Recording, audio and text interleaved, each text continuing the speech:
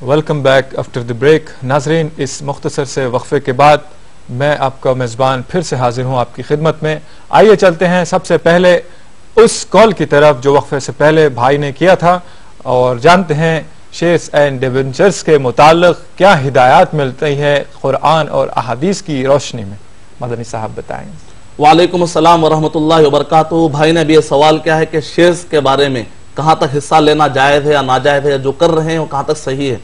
جہاں تک یہ مسئلہ ہے کہ شیئرز کے بارے میں ایک الگ ٹاپک انشاءاللہ لینے کا ارادہ ہے. شیئرز میں نقصان بھی ہوتا ہے, فائدہ بھی ہوتا ہے. کوئی مستقل جیسے سود کے کاروبار میں ہوتا ہے بالکل طے شدہ بات ہوتی ہے, ویسی نہیں ہوتی ہے. تو انہوں نے یہ پوائنٹ کو بھی ہائی لائٹ کرتے ہوئے بات کی. تو شیئرز کے بارے میں انشاءاللہ ہم ایک ٹاپک لے کر آپ کو بتلائیں گے. البتہ کچھ اصول میں آپ کو بتاتا ہوں جس کی روشنی میں آپ یہ فرق کر سکتے ہیں کہ کون سے جائز ہے اور کون سے ناجائز ہیں, کیونکہ اس میں جائز اور ناجائز دونوں کے ہیں. سب سے پہلے کہ جو پروڈکٹ ہو, شیئرز میں آپ انوالو ہو رہے ہیں, جو پروڈکٹ ہو وہ حرام نہیں ہونا چاہیے. اور دوسرا یہ ہے کہ سود کی بنیاد پر آپ کا پروفٹ فکس نہیں ہونا چاہیے. اگر سود ہو جائے گا تب آپ نہیں کر سکتے. تیسرا یہ ہے کہ اسلامی جو بزنس کے اصول ہیں یعنی نفع اور نقصان دونوں کے دونوں اس میں شریک ہونے کے امکانات ہوں.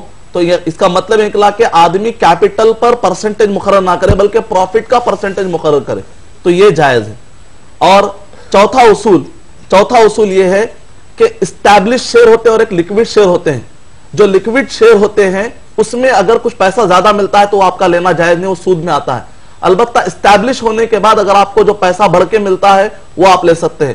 پانچواں ایک یہ ہے کہ بعض اوقات کمپنی والے سودی قرضہ لے کر اس کمپنی کو چلاتے ہیں اور آپ کا جو انوالومنٹ ہوتا ہے ڈائریکٹ شیئرز میں ہوتا ہے, جبکہ کمپنی والوں کا انوالومنٹ بعض اوقات سودی قرضوں پر بھی ہو جاتا ہے. ایسے وقت پر بہتر یہ ہے کہ اگر کوئی اور آپشن ہو آپ کے پاس تو وہاں چلے جائیں. جتنا ہو سکے اپنے آپ کو حرام کمائی سے بچانا چاہیے. ایسے وقت پر ذمہ داری ہے ان مسلمان مالداروں کی کہ ان کو چاہیے کہ وہ شیئرز کے خالص نظام کو جو اسلامی اعتبار سے مکمل ہوتا ہو ویسا نظام قائم کرے, تاکہ ایسے وقت پر بہت سارا مال جو دینداروں کے پاس جام ہو رہا ہے آپ یوز کر سکتے ہیں. اس میں مسلم اور غیر مسلم دونوں بھی آ سکتے ہیں, تاکہ اسلامی اکانومی کو آپ آگے بڑھائیں گے تو اس میں آپ کو دنیاوی بھی فائدے ہیں. بہت سارا مال جو دینداروں کے پاس جام پڑا ہوا ہے وہ مال کو آپ یوٹیلائز کر سکتے ہیں, نتیجے میں اکانومی گروتھ ہوگی. امید کہ آپ کا جواب مکمل ہو. شکریہ مدنی صاحب. آئیے اور ایک کالر کی جانب چلتے ہیں, دیکھتے ہیں یہ کیا سوال پوچھنا چاہتے ہیں. ہیلو السلام علیکم مفتی صاحب. جی وعلیکم السلام محترم. میرا نام دلاور خان, میں پورا مہاراشٹر سے بول رہا ہوں. جی خان صاحب, میرا مطلب مختصر سوال یہ ہے کہ انلارج پروسٹیٹ کی وجہ سے مجھے کبھی کبھی یہ اندیشہ ہو جاتا ہے کہ پیشاب کا قطرہ نکل جاتا ہے, تو ایسی حالت میں نماز ہوتی ہے یا نہیں؟ اچھا جی, بہت شکریہ آپ نے ہمیں کال کیا پونے سے. آئیے آپ کے سوال سے متعلق جانتے ہیں. مدنی صاحب کیا کہتے ہیں سوال سے متعلق؟ پیشاب کے خطرے خطا ہو جاتے ہیں, اس طرح کی بات. وعلیکم السلام ورحمۃ اللہ وبرکاتہ. طہارت سے مسئلہ, اس کو طہارت کے جو مسائل ہیں اس کو سلس البول کہا جاتا ہے. شریعت کی روشنی میں اس کو ٹرمنالوجی ہے سلس البول. یعنی بعض اوقات بیماری ہوتی ہے بعض مرد حضرات میں, خواتین میں بھی, کہ ایسے وقت پر وضو کرنے کے بعد کچھ دیر کے بعد آدھے گھنٹے میں 1 گھنٹے میں خود ہی سے یعنی بغیر اختیار کے پیشاب کے خطرے نکلتے رہتے ہیں, جس کو کہتے ہیں پیشاب کے خطرے رسنا نکلتے رہتے ہیں. ایسے وقت پر انسان کا بس نہیں ہے. سورہ بقرہ سورہ نمبر 2 آیت نمبر 286, لا یکلف اللہ نفسا الا وسعها. اللہ سبحانہ وتعالی بندے پر اتنا بوجھ نہیں ڈالتے جس کی وہ طاقت نہیں رکھتا. تو اگر مسئلہ ایسا ہے کہ ایک آدمی سلس البول بیماری میں مبتلا ہے تو ایسے وقت پر وضو کر لینے کے بعد بھی خطرے گر رہے ہیں تو اس پر توجہ مت دے, اللہ تعالیٰ اس کی نماز قبول کرنے والے ہیں. اسی طریقے سے وہ خواتین جن کو استحاضہ آتا ہے, استحاضہ کا مطلب ہے کہ ان کو خون بھی رستا ہے حیض کے علاوہ, تو ایسے وقت پر وہ خواتین بھی, ایک صحابیہ کے بارے میں آتا ہے کہ وہ ایک تست نیچے رکھ کر بیٹھتی تھی اور نماز ادا کرتی تھی جبکہ خون کے خطرے بھی گر رہے.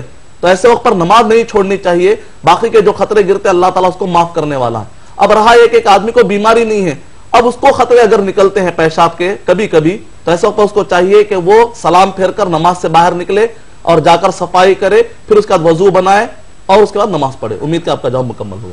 سبحان اللہ. آئیے مدنی صاحب اور ایک SMS لیتے ہیں. شعیب دہلی سے لکھتے ہیں, روزگار حاصل کرنے کی کوئی دعا بتائیے اور ساتھ ساتھ نوکری میں ترقی کی دعا بھی بتائیے. وعلیکم السلام ورحمۃ اللہ وبرکاتہ. آپ نے دھڑکتے دلوں کا سوال کر دیا, آپ نے بہترین سوال آپ نے کیا ہے. جہاں تک دعائیں ہیں تو سب سے بہترین دعا وہ ہے جو حضرت موسیٰ علیہ السلام نے کی. انبیاء اکرام بھی مختلف کام کیا کرتے تھے, ہنر اپنایا کرتے تھے. عیسیٰ علیہ السلام, نوح علیہ السلام ایک بڑائی تھے, موسیٰ علیہ السلام بکریاں چرایا کرتے تھے, اور داؤد علیہ السلام لوہے کا کام کیا کرتے تھے. اور موسیٰ علیہ السلام نے دعا کی سورہ قصص سورہ نمبر 28 28 آیت نمبر 24 ربی انی لما انزلت الی من خیر فقیر, اے اللہ میں محتاج ہوں, تو دینے والا ہے, تو مجھے عطا کر دے. تو اسی طریقے سے آدمی اگر یہ دعا پڑھے گا, اور وَمَن يَتَّقِ اللَّهَ يَجْعَل لَّهُ مَخْرَجًا یہ دعا پڑھے گا سورہ طلاق سورہ نمبر 65 کے آیت نمبر 3. اور حصن المسلم فورٹریس آف مسلم کے اندر کافی دعائیں ہیں, جیسا کہ میں نے کہا دعا نمبر 65 اس میں اعظم کے ذریعے سے دعا مانگے گا تو اس کی ساری دعائیں قبول ہوں گی. ابھی کے لیے اتنا کافی ہے انشاءاللہ. مدنی صاحب ایک سوال رہ جاتا ہے, چونکہ ناظرین اتنے جوق در جوق فون کر رہے ہیں ہمیں کہ ہماری بات کرنے کا موقع نہیں مل رہا ہے, گرچہ کہ ہمارا جو عنوان ہے بے روزگاری سے نجات, تو نجات کے لیے جو طریقے اپنائے جا سکتے ہیں, ایسے تو روزگار سے لگے ہوئے بہت لوگ ہیں اور بہت لوگ بے روزگار بھی ہیں. تو اس ضمن میں جو عام طور پر ہندوستان کی حکومت نے اور ریاستی حکومتوں نے جو روزگار کے مواقع عطا کیے ہیں اور جو پالیسیاں بنائی ہیں کہ بے روزگاری کا خاتمہ ہو, اس کے علاوہ جو اللہ رب العزت اور رسول پاک صلی اللہ علیہ وسلم کا جو طریقہ ہے, جو روزگار بزنس سے تعلق رکھتا ہے, جس کو روزگار ایک کاروبار کرے گا تو 10 کو اس میں لگائے گا, تو یہ ساری چیزوں کے بارے میں تھوڑی سی رہنمائی فرمائیے تاکہ جو بے روزگار ہیں وہ بے روزگار نہ رہیں. بہت اچھا آپ نے سوال کیا ہے. اس میں سب سے پہلا پوائنٹ یہ ہے کہ روزگار کے بہت سارے مواقع ہیں لیکن ہم کو معلومات نہیں ہے, جس کی بنیاد پہ محروم ہونا پڑتا ہے. تو ایسے وقت پر معلومات کرنے کے لیے اگر جو لوگ پڑھے لکھے لوگ ہیں تو ان کے لیے بہت سارے راستے, میگزین ہیں, منوراما 2006 کے اندر ایجوکیشن اور اینڈ کریئر, اس ٹاپک کے تحت کم سے کم 20 صفحے 20 پیجز پر انہوں نے کافی منوراما 2006 کے اندر کافی بتایا گیا ہے جو پڑھے لکھے لوگ ہیں. اسی طریقے سے URL یونیفارم ریسورس لوکیٹر, دنیا کے 250 دنیا میں سرچ انجن پائے جاتے ہیں, اس میں سے google.com ایک ہے, گوگل کے اندر پھر امریکہ کا الگ ہے, انڈیا کا الگ ہے, alexa.com ہے, اور اسی altavista.com ہے, اور اسی hotbot.com ہے, hotmail.com ہے. ان کے اندر بھی جو سرچ انجن ہے اگر آپ اس میں کی ورڈ داخل کریں گے تو آپ کو ووکیشنل کورسز آپ کو مل جائیں گے, اور اس کے بعد آپ کو کیا کیا رہنمائی ملنے والی ہے وہ بھی آپ کو ملے گی. اور اسی طریقے سے NNE یہ جو ادارہ ہے اگر آپ اس کے اندر جائیں گے تو آپ کو ڈیٹیل میں معلومات ملے گی. ہندوستان کی جتنی بھی پالیسیز ہیں وہ سارے پالیسیوں کو اگر آپ جاننا چاہتے ہیں تو India EDU education, India EDU news NEWS India EDU news.com پر اگر آپ جائیں گے تو آپ کو ڈیٹیل میں ملے گا, بلکہ یہاں تک ملے گا ریزیومے کیسے بنانا ہے آپ کو, اور اسی طریقے سے آپ کو انٹرویو کیسے پیش کرنا ہے, گروپ ڈسکشن میں آپ کو کیسے بیٹھنا ہے, کیسے آپ کو کپڑے پہن کے جانا ہے, پورا ڈیٹیل آپ کو اس کے اندر ملے گا. بہت ساری اس کے اندر رہنمائی کی گئی ہے. اسی طریقے سے آج 2 چیزوں پر زیادہ توجہ دی جا سکتی ہے. منوراما 2006 کے حوالے کے مطابق کہ اس کے اندر بتایا گیا کہ فی الوقت ہاٹ جو جاب ہے وہ ہے IT پروفیشنلز کے لیے, IT انڈسٹریز کے لیے. اسی طریقے سے میڈیکل کیئر, ہیلتھ, اس راستے میں بھی کافی نئے نئے ایکوپمنٹ آئے ہیں جس کے لیے ہیومن ریسورس چاہیے, آدمیوں کی ضرورت ہے. ان 2 جگہوں پر آپ توجہ دے سکتے ہیں. اور اسی طریقے سے میڈوین ہاسپٹل کے اندر بہت سارے کورسز چلا جا رہے ہیں 3-3 مہینے کے. تو ایسے بہت سارے افراد جن کے ماں باپ غریب ہیں, پڑھ نہیں سکتے, اور وہ افراد جو روزانہ 10 روپے یا 20 روپے کماتے ہیں ان کے لیے فری میں وہاں پر کورسز کروائے جا رہے ہیں میڈوین ہاسپٹل میں. اگر آپ وہاں پر جا کے کورسز کریں گے تو مہینے میں آپ 7,000-8,000 تک کما سکتے ہیں. اور جہاں پر یہ بتایا جاتا ہے پیشاب, خون, ڈائگنوسٹک سینٹر, فلاں یہ ساری چیزیں آپ فائدہ اٹھا سکتے ہیں. امید کہ آپ کا جواب مکمل ہو. مدنی صاحب, میڈوین ہاسپٹل جو حیدرآباد میں واقع ہے نامپلی پر یہی ہے, اور اس کے علاوہ بھی حکومت آندھرا پردیش نے مختلف تقریباً 12-18 ایسے کالج آئیڈینٹیفائی کیے ہیں, اوکیشنل کورسز جہاں چلتے ہیں. اس طرح کے پیرامیڈیکل کورسز, ریلیٹڈ کورسز, بالکل مختصر مدتی کورسز, اور حکومت کی اعانت اور اسٹیفنڈ کے علاوہ ان کو بہت ساری سہولتیں دستیاب ہیں, یہی ہیں, تو اس میں جا سکتے ہیں. تو ناظرین آئیے چلتے ہیں اور ایک کالر کی جانب دیکھتے ہیں ان کا کیا سوال ہے. ہیلو السلام علیکم. جی وعلیکم السلام محترم.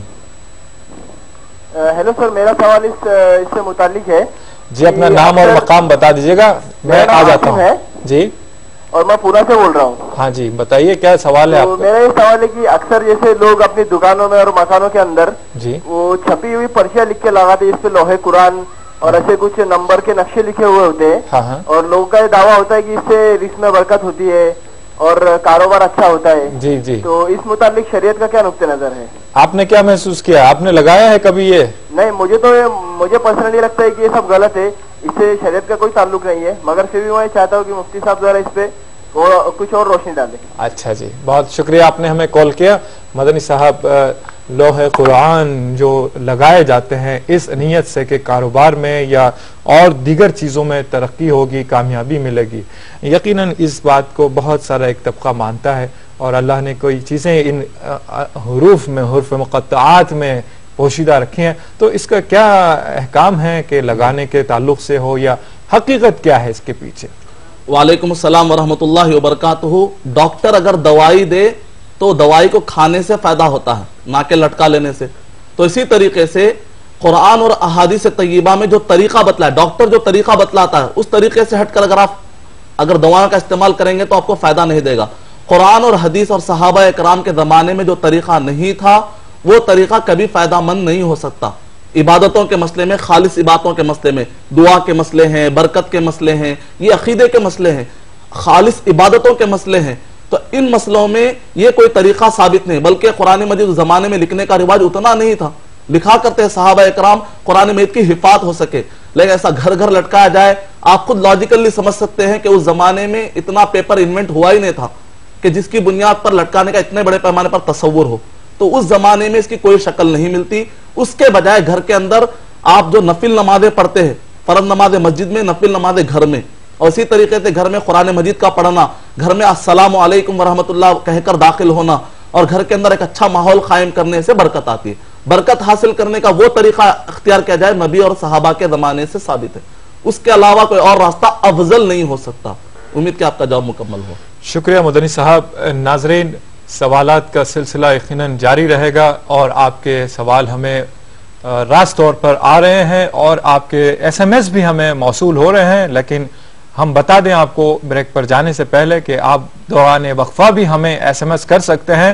ایس ایم ایس کے لیے آپ ٹائپ کیجئے گا AAH, اپنا سوال, اپنا نام اور اپنے شہر کا نام, اور اسے روانہ کیجئے گا 3690 پر یا 600606 پر. اور جو بیرون ہند خاص طور پر UAE کے ویورز ہیں 4412 پر ہمیں اپنے ایس ایم ایس روانہ کر سکتے ہیں.